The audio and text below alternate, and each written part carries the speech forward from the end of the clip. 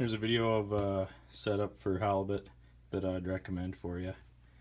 This is a pretty big circle hook right here. I don't know what that is, but it's a couple inches anyway, or however big that is. This is what I use. It's on 200-pound line. You can also get tuna cord or other heavy stuff, but what this really does is as soon as you get it, this is a spreader bar. When you get it to the boat, you can pretty much grab right onto it and you know it's not getting away on you. This 200-pound isn't going to break. You know, you just want to inspect it. This one's getting old. I'd probably replace this. We hook them up with just little metal crimps here. So I can make some of these for you, or you can buy one at the store to get yourself going. I like the hoochie skirt on here. This is a really big one.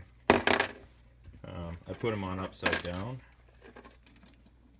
When it's in the current, it tends to open up and kind of create a big visible thing that they can see.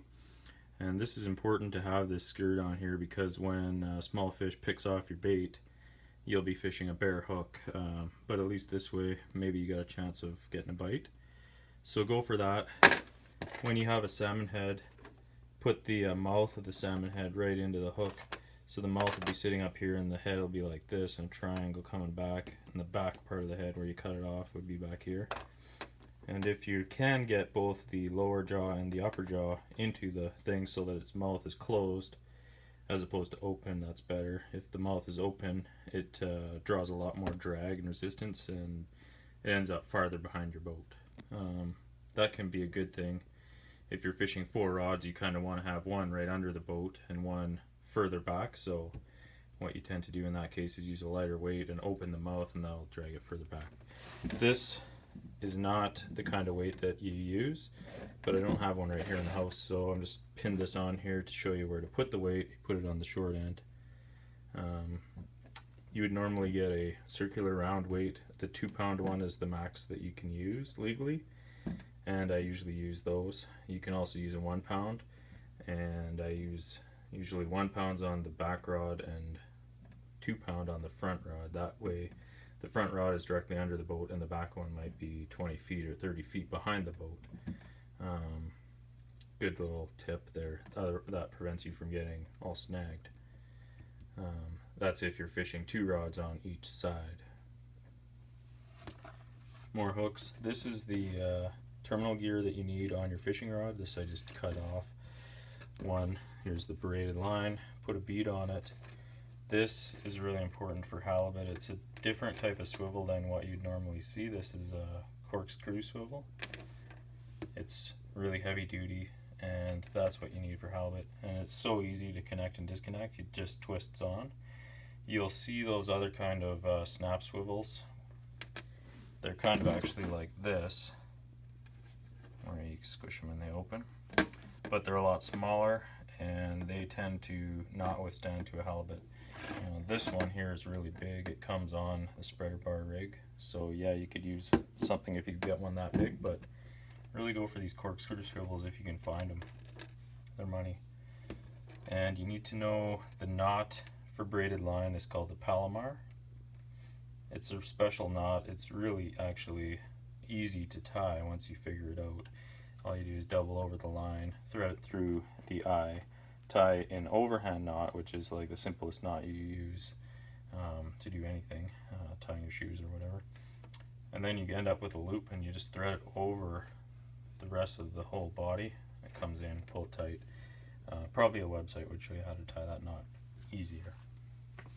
This is important. I just put this on here. It keeps it so that when you reel in, the swivel doesn't go into the tip of your rod. It's a stopper. That's all it's really doing. Okay, so that's a recommended setup for halibut. This is lingcod, Norwegian cod jig. This thing works like a hot damn for lingcod. This is 21 ounces. It'll get you down into really deep water. It's pretty expensive though. It's about 20 bucks. I would say this halibut rig, it's going to be about $7 for the round weight, probably $1 or $2 for the spreader bar and the hook, and this, another couple bucks or whatever, right? So I think this is cheaper, and you don't tend to lose very many of these. It's hard to snag bottom with this. The weight could get snagged in the bottom if you're fishing in a rocky area, but generally halibut aren't in super rocky areas.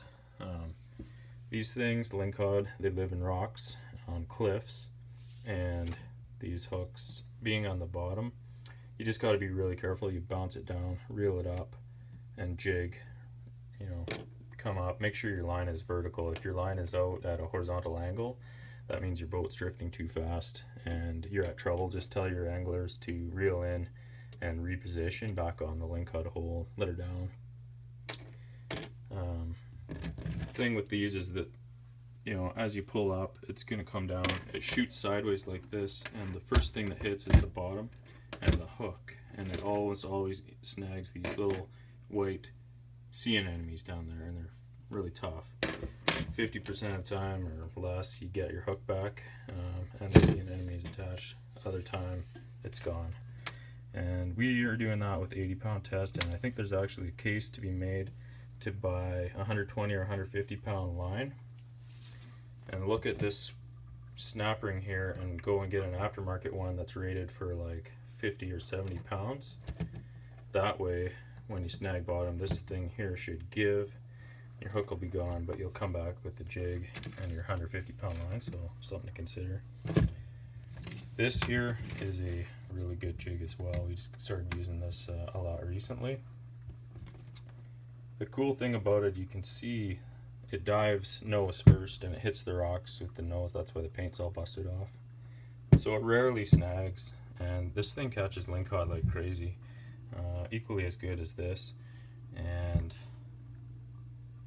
doesn't snag bottom hardly at all. You know, you could snag in rocks. So that's the kind of thing there. Here's a little measure of scale there at the beer can. It's a little bit taller than a beer can. I think you know, you want it heavy if you're going to be going down 200 feet. So this is pretty much the biggest one that I could find in any store. I think these, they do come bigger, but I found that this one,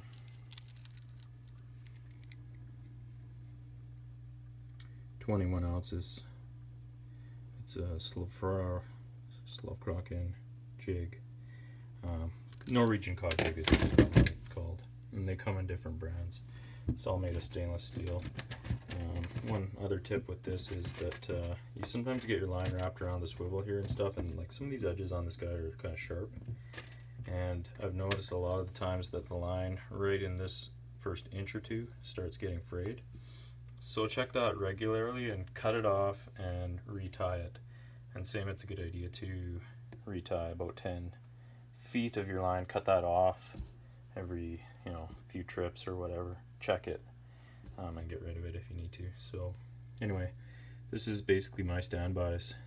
This guy for lingcod, and these things actually will totally catch halibut as well. So if you're in an area with a lot of dogfish and you can't use bait, I'd go with this guy, and then I'd go with this guy and just jig them. It's not as easy as this. You put this out onto the bottom actually, then you want to reel it up 3 or 4 feet above the bottom. Some people say that you want your cannonball to be like thumping on bottom, but I don't think that's true. You know, there's somebody will say something and believe it and it'll be legit, but my opinion anyway is don't have it hitting the bottom, because the crabs and other things will come and they'll start eating your bait. So reel it up a little bit.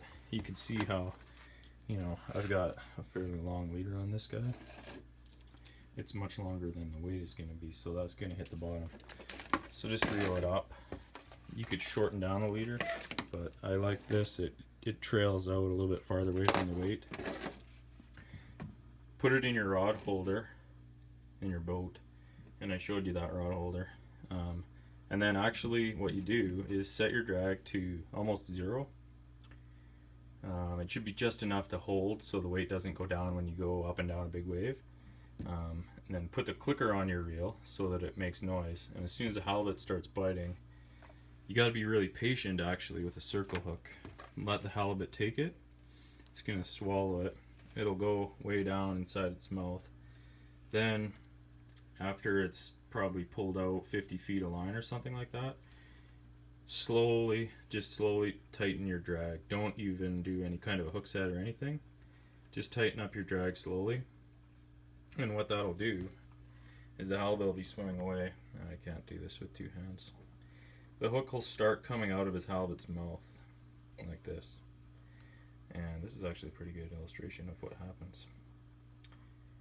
Goes out like that, and then the tip hasn't penetrated yet into the flesh, and then what happens is the hook will straighten and it'll bust right through the side of the fish's mouth, and it's like clockwork every single time it hooks right there. If you set the hook, you're just going to yank it right out of the fish's mouth, the circle hook. So that's the technique. Let your drag on 0, let it out, just play the fish line, then start tightening up your drag slowly. Hang on, because it's gonna go crazy, and you'll have a halibut. This is a good technique as well if you're in an area where there's millions of tiny halibut. You want a big hook and a big salmon head, because the little guys, they're just annoying. You don't want too many 5-pound halibut. You want a 50-pound halibut. 133 centimeters is the maximum size, so you don't want a small one. That's why I go with these big hooks.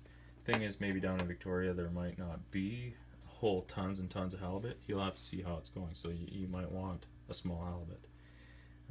Then you might not want to use a massive hook with a really big salmon head, but if you have a small coho head that's about this big, like a 5-pound coho, basically any halibut, you'd be surprised, they're going to get that in their mouth.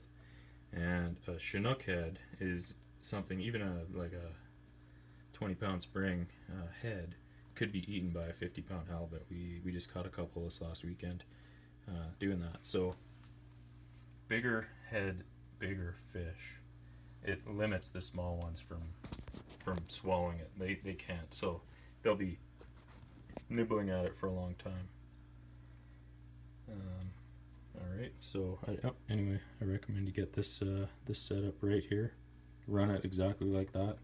Check your line for knots, because it really sucks if you lose a 20-pound jig. You'll be like, damn, that really burns. Go with this guy probably to start with. You're not going to lose as many, and you'll catch just as many lingcod and halibut. You can catch ling and halibut on both these. You can even catch salmon on this. But when you're setting up at the anchor, actually in this setup here, it only works when you're anchored. Well, maybe not only, but it works best when you're anchored, using that rod holder technique. Don't do that if you're not anchored. This is when you're putting on a scent trail. You just have your salmon head on here for an hour or 2 or 3. Sit there, wait, and halibut will come. These are active jigging. You could be anchored. I would use these. I use these actually just drifting. I'll drift. I'll find cliffs. Start on the top of the cliff. Make sure your drift is going down slope. Look for a cliff. Start on the top. Hit the top of the cliff. Drift 20-30 feet. As soon as you get to the edge of the cliff, that's where you're going to catch a lingcod.